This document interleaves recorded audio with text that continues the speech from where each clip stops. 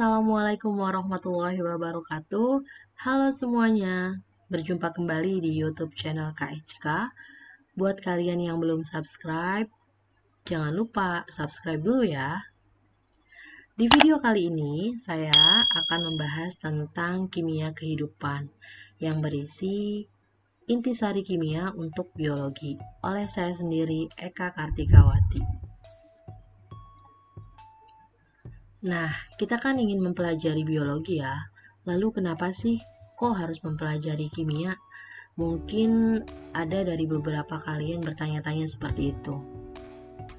Kalau kalian masih ingat di video pembahasan saya sebelumnya, itu menjelaskan tentang bahwa ilmu biologi juga terdapat hubungannya dengan ilmu-ilmu lainnya.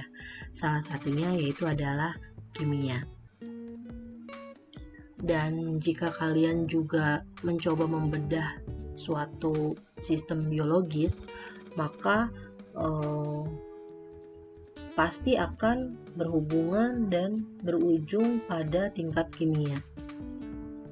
Dan faktanya di tubuh kita ini terdapat zat-zat kimia, unsur-unsur kimia yang di dalamnya melakukan suatu reaksi kimia terus-menerus dan tanpa henti.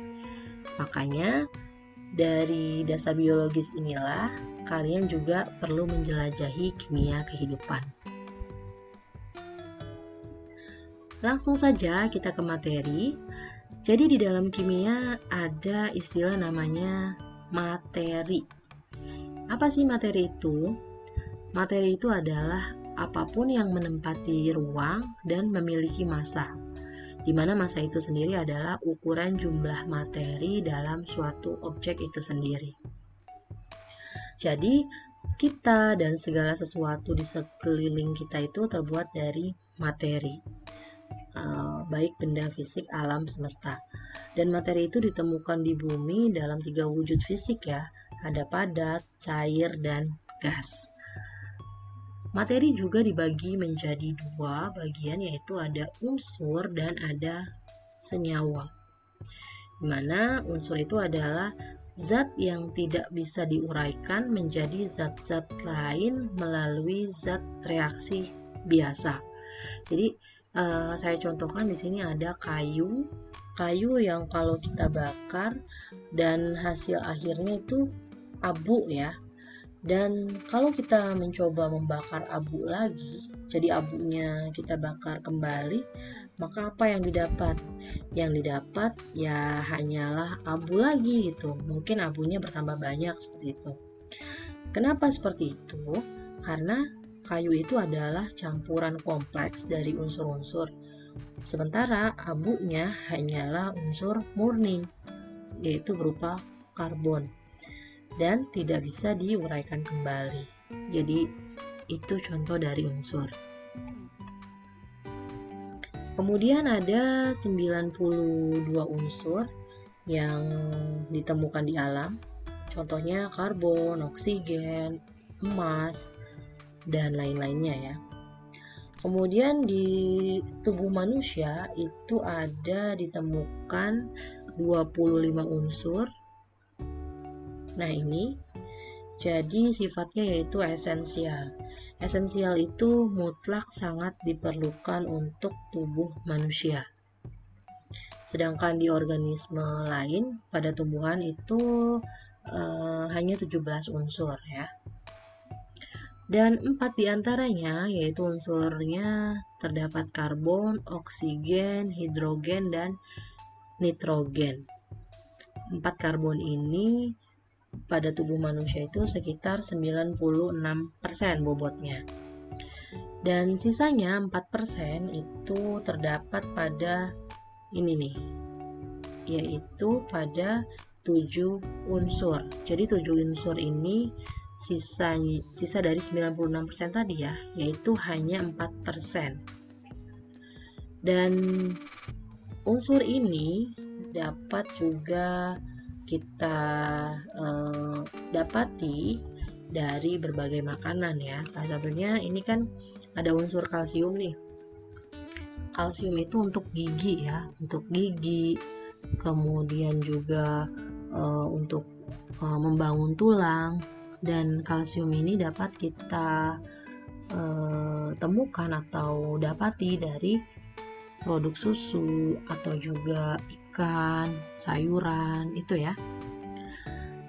Kemudian sisanya yaitu sekitar kurang dari 0,01%, yaitu dinamakan sebagai unsur kelumit. Jadi unsur kelumit itu unsur yang hanya sedikit sekali kita perlukan bagi tubuh kita. Di sini terdiri dari 14 unsur. Dan walaupun sangat-sangat kecil tubuh kita memerlukan unsur kelumit ini, tapi ya kalau kita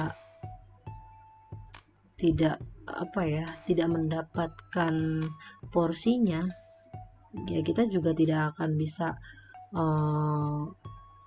metabolisme di dalam tubuh kita itu tidak akan berjalan dengan baik gitu.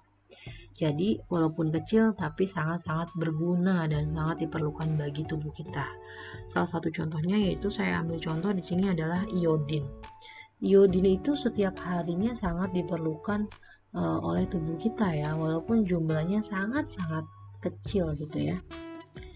Dan bahan esensial iodin ini bagi hormon-hormon yang dihasilkan seperti kelenjar tiroid itu terletaknya di leher ya. Kemudian kalau kekurangan iodin ini akan menyebabkan kelenjar tiroid itu membengkak. Makanya kalau tiroidnya membengkak biasanya akan terjadi gondok namanya ya. Oleh karena itu kita juga perlu mengkonsumsi makanan-makanan yang secara alami mengandung kayak iodin seperti sayuran hijau, telur, kemudian juga rumput laut. Nah itu juga akan mencegah gondok gitu ya. Atau yang biasa kita dapati dari penambahan iodin pada garam, itu juga ada ya unsur iodinnya. Selanjutnya kita ke materi senyawa. Senyawa itu adalah zat yang mengandung 2 atau lebih unsur dalam rasio yang tetap. Jadi ini udah ada gabungan antara satu unsur dengan unsur yang lain. Salah satu contohnya di sini ada garam. Garam itu terdiri dari natrium dan klorida. Jadi ada 2 unsur ya. Ada unsur yang pertama yaitu natrium dan unsur yang kedua adalah klorida. Makanya garam itu kimianya adalah NaCl. Sedangkan contoh yang selanjutnya pada senyawa itu adalah air. Air itu H2O. Jadi hanya itu adalah hidrogen dan O-nya adalah oksigen. Jadi ada 2 unsur juga ya di dalam air itu sendiri. Selanjutnya saya akan menjelaskan tentang atom. Nah, atom ini adalah satuan terkecil materi yang masih memiliki sifat unsur. Dan atom juga tersusun oleh partikel-partikel subatomik, dan 3 diantaranya yaitu ada proton, elektron, dan neutron. Proton itu muatannya positif dan ini juga bisa menentukan unsur. Ini kalau kita lihat proton ini yang hijau positif ya. Kemudian kalau elektron ini muatannya negatif. Ini juga turut serta dalam reaksi kimia dan menentukan perilaku kimia. Sedangkan yang ketiga yaitu neutron. Neutron itu tidak bermuatan. Jadi muatannya netral dan ini juga menentukan isotop. Isotop itu adalah bentuk-bentuk dari suatu unsur yang memiliki massa yang berbeda. Nah, di sini ada model suatu atom ya. Jadi ini adalah nukleus, di mana di dalamnya terdiri dari 2 neutron dan 2 proton.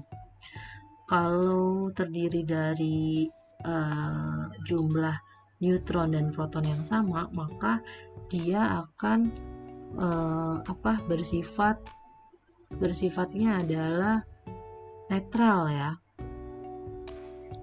Jadi muatan listriknya itu netral karena jumlah proton dan neutronnya itu sama.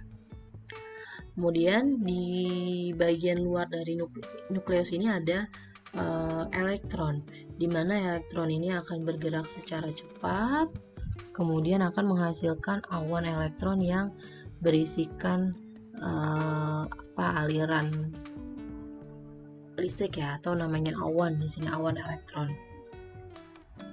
Selanjutnya saya akan menjelaskan tentang molekul biologi. Jadi ada 4 kategori molekul biologi. Yang pertama ada karbohidrat, lipid, protein, dan asam nukleat. Kita ke karbohidrat terlebih dahulu. Jadi karbohidrat itu adalah kelas molekul yang mencakup gula dan polimer gula. Susunannya tersusun oleh gula-gula kecil atau glukosa. Kemudian makromernya juga tersusun dari monomer monosakarida. Monosakarida itu adalah gula sederhana ya, yang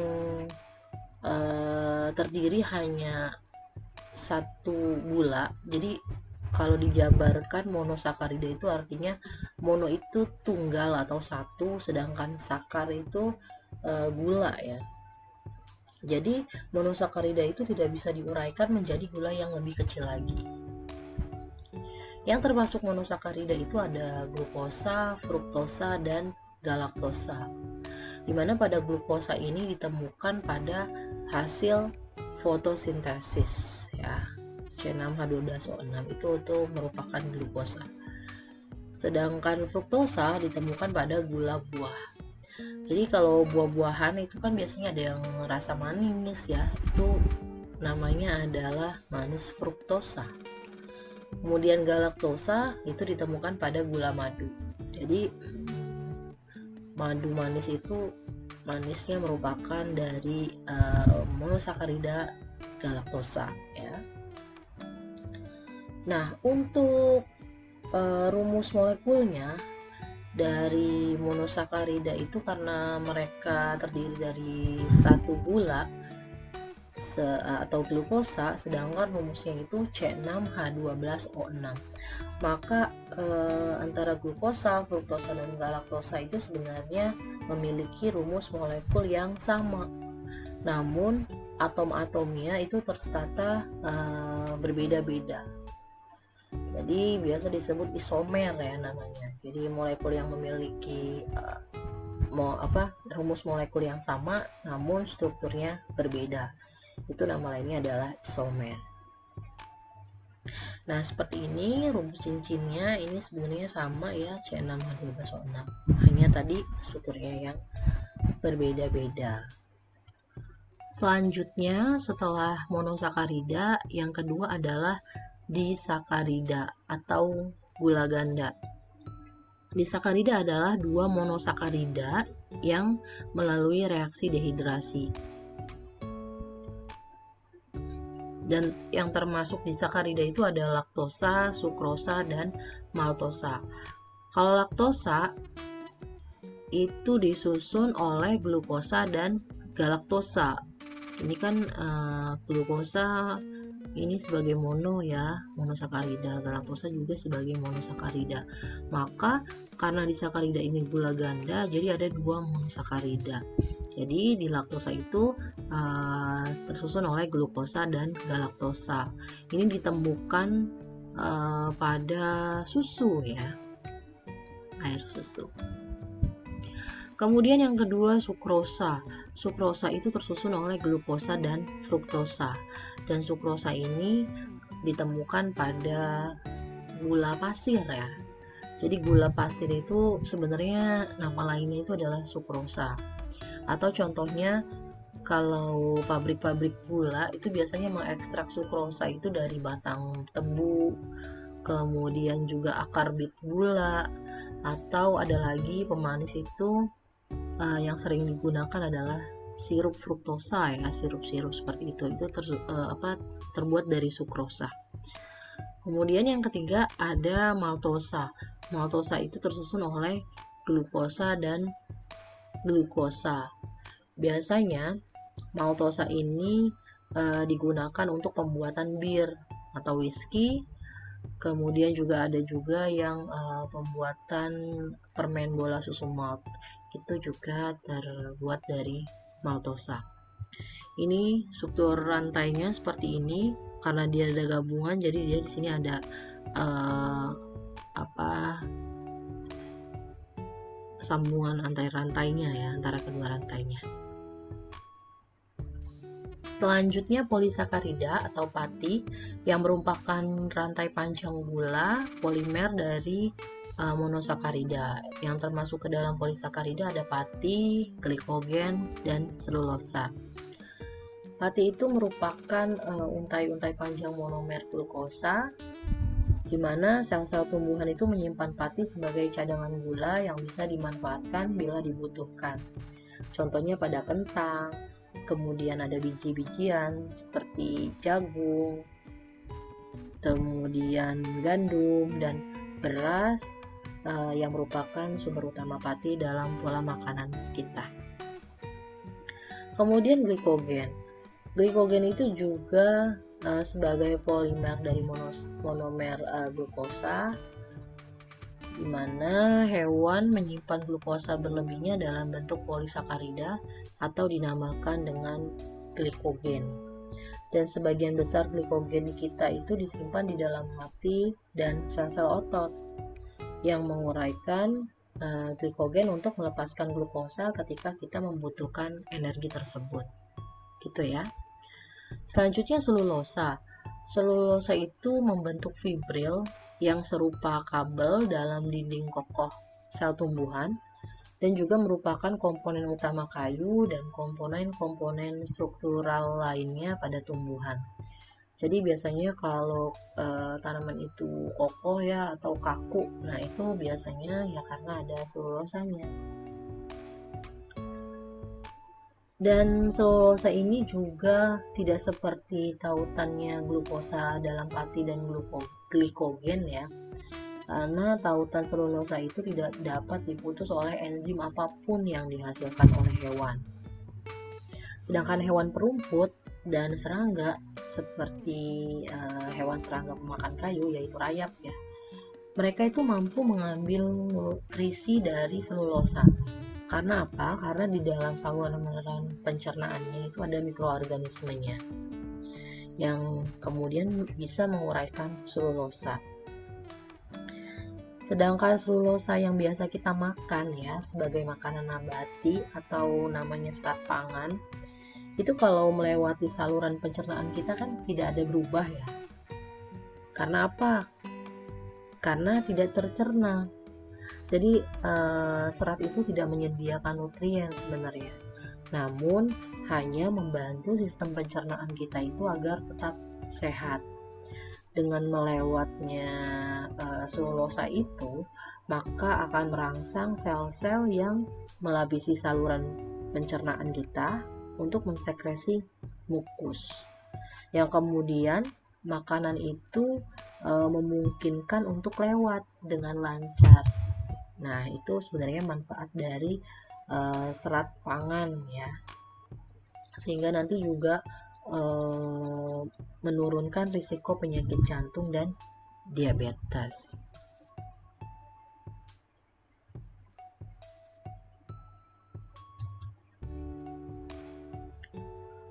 Molekul biologi yang kedua itu adalah lipid. Lipid ini bersifat tidak terikat dengan air atau nama lainnya hidrofobik ya, atau biasa dikenal hidrofobik itu namanya takut air ya. Karena lipid itu tidak akan bercampur dengan air. Pada lipid itu dibagi dua, ada lemak dan steroid. Lemak tersusun oleh 1 molekul gliserol dan 3 molekul asam lemak. Dimana pada lemak itu terbagi dua, ada lemak jenuh dan lemak tak jenuh. Nah, ini kalau ini gambaran antara susunan lemak tadi ya, antara gliserol, asam lemak, dan ini ya tadi 1 molekul gliserol dan 1 molekul gliserol, kemudian 3 molekul asam lemak. Ini asam lemak yang pertama, yang kedua, dan yang ketiga. Ini kalau digabungkan nanti rumus rantainya seperti ini. Kemudian atau nama lainnya itu menjadi trigliserida. Nah, tadi kan lemak dibagi dua ya, ada lemak jenuh dan lemak tak jenuh. Kita lihat perbedaannya ya. Ini lemak jenuh itu biasa disebut dengan lemak hewan. Nah, lemak ini ikatan asam lemaknya itu tidak mempunyai ikatan karbon rangkap atau ganda. Sifatnya padat atau beku jika pada suhu kamar atau suhu ruang ya. Kemudian sedangkan lemak tak jenuh itu disebutnya juga lemak nabati. Ini adalah lemak yang ikatan asam lemaknya itu mempunyai 1 atau lebih ikatan karbon rangkap atau ganda. Dan sifatnya lemak tak jenuh itu cair pada suhu kamar atau suhu ruang. Nah, ini yang sebelah kiri ada daging-dagingan, kemudian ada butter, ada keju seperti ini. Ini adalah contoh dari lemak jenuh ya, atau lemak hewan.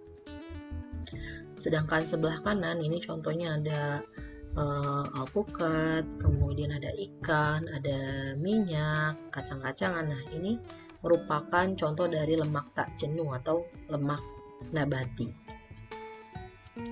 Kembali lagi kita ke ini ya, bagian lipid. Yang keduanya itu adalah steroid. Steroid itu memiliki rangka karbon dengan 4 cincin yang menyatu.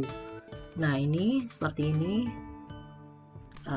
rumus rantai kimianya. Dan salah satu steroid yang umum ditemukan itu adalah kolesterol ya. Namun ada reputasi buruk nih pada kolesterol karena keterkaitannya dengan penyakit kardiovaskuler. Tetapi kolesterol juga merupakan komponen kunci membran yang mengelilingi sel-sel kita. Kolesterol juga disebut sebagai steroid dasar yang digunakan tubuh kita untuk menghasilkan steroid lainnya seperti hormon estrogen dan juga hormon testosteron. Jadi dua hormon ini adalah bertanggung jawab atas perkembangan ciri-ciri seks perempuan yaitu pada estrogen dan ciri-ciri seks laki-laki yaitu pada testosteron.